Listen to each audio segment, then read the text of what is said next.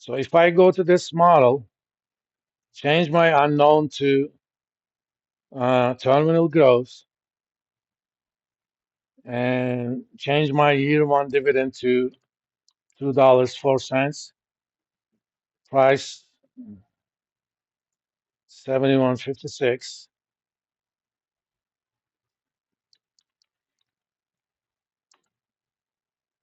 It tells me that if Coke was expected to grow at the rate of about 5.15% a year, ad infinitum Coke dividends, that would be consistent with the current price. Now, that number is not terribly high. Why? Because we're talking about nominal growth rates. So think of that as the long run expected growth rate of US economy, depending upon the economist, is anywhere from 2.5% to 3, and add about 2 to 2.5% expected inflation. You know, Fed's target is 2, but sometimes it's above that. So long-term nominal growth rate of the U.S. economy itself is somewhere between 4.5 and 5.5.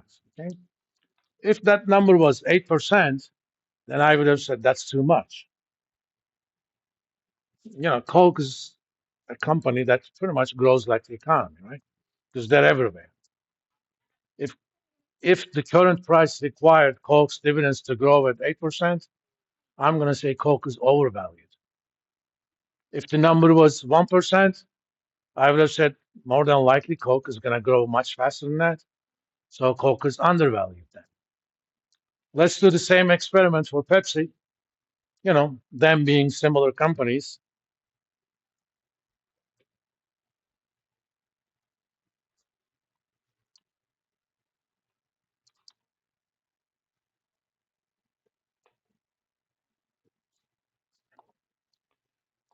They expect to pay 542 and their price is 155.06. So in this model, all I have to do is change the current price and 542. So for Pepsi, the number consistent with the current value is 4.5%. It's, if you think about it, considerably less than the number required for Coke.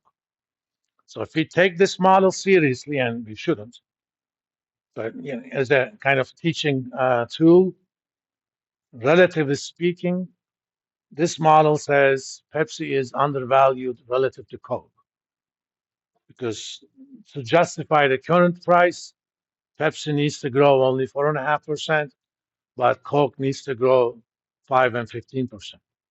You're thinking it's the difference is only 0.6. That 0.6 adds up to quite a bit over long term. I mean, why is there a reason that Coke is going to grow that much faster in the long run compared to Pepsi? Can you think of any? No, they're doing similar business. So this alone says, okay, it's a possible trading idea. Maybe you should examine these companies more, possibly buy Pepsi and short Coke. Do you guys know what shorting is? Anyone? Shorting means you actually sell the stock that you don't own, and you're thinking, how am I going to do that? You're going to borrow the stock. Let's say Justin owns Coke stocks, and I go to Justin, can I borrow your 100 shares? You know, I'll give you something to wet your beak, just like borrowing money. Sometimes there are fees when you borrow stock. I'm going to pay you something. You said, sure, why not? I wasn't going to sell it anyway. I take his 100 shares of stock, I sell it in the market today, and if and when the price goes down, I'm going to buy those back. I'm going to pay Justin his 100 shares of Coke. He's not lending me money. He's lending me stock. All I have to give him is 100 shares. It's the same idea. You buy low, you sell high. But when you're shorting, you do the buying at the end instead of in the beginning. Okay. And by the way, this is completely legal. There's nothing illegal about it. And there are also different ways of benefiting from the drop in the price of a stock, but in one way or another, it involves shorting. There are also derivative securities. For example, I could buy a put option on Coke, which means if the price goes below a certain level, I have a right to sell it at that level.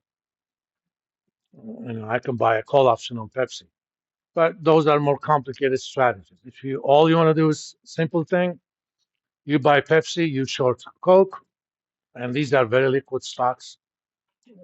It's almost always very easy to do it, and the fees associated with shorting are very little. If you have a relatively liquid stock or small stock, shorting actually can be rather costly, but not with Coke. In many cases, there are willing lenders. For example, think of index funds. Index funds are funds, all they care is they want to the extent possible, match the performance of an index, like S&P 500 or Dow Jones Index, whatever. And since these guys are both parts of that index, and that index is a passive fund, all they do is keep those, and when and if their customers go in and out, they do transactions. Other than that, they don't sell Coke because they expect Coke to go high or low. They just keep it in the same proportion as it's in the index. Since they're holding it anyway, they're willing to lend and get some income from that, right? So it's very easy to do so.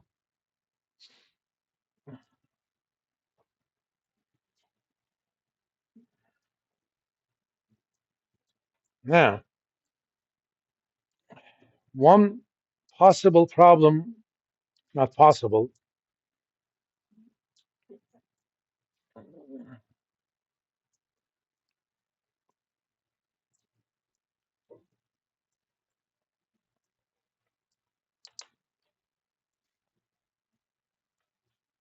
that assumption has to be satisfied. Now, this may not necessarily be an issue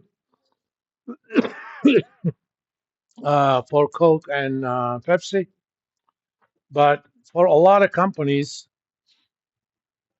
the growth rate is not technically constant. In fact, for certain companies, you may have super normal growth in the short term.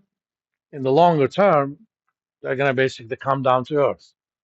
For example, this year's, if we go to analyst expectations, I mean, even though they don't pay much of a dividend, NVIDIA is expected to pay 4 cents in dividends.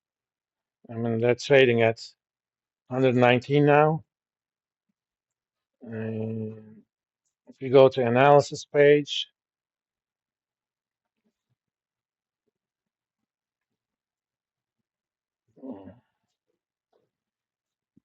their expected growth rate this year is 50%. Next year is 27%. So we cannot possibly, even if they were paying significant enough dividends, we cannot possibly apply that model to NVIDIA. Okay? So what we're going to do, we're going to kind of do a two-stage model.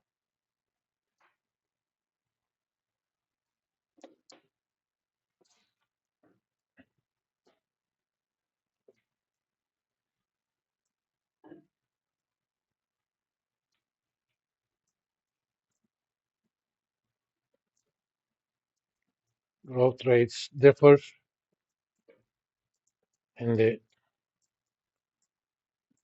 first period. I shouldn't say first period. Near term versus longer term. The way we will apply the model is predict dividends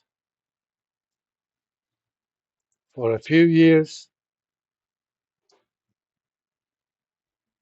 and either predict or assume a constant growth rate after that.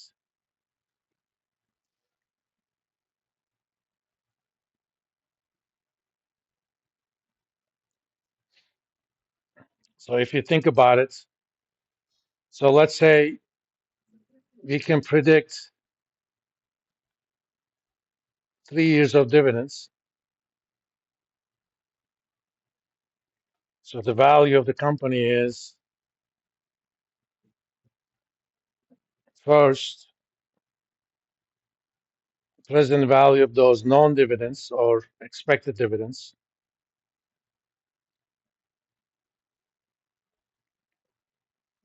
Now, at the end of year 3, I still have the stock. Okay, I haven't sold it, so it's got to be worth something. But at that point, this company is a company that's going to grow the dividends at a constant rate. So plus, we're going to call this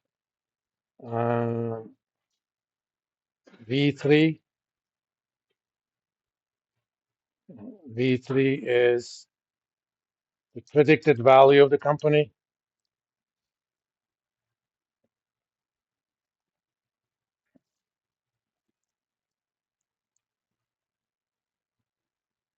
at the end of year 3.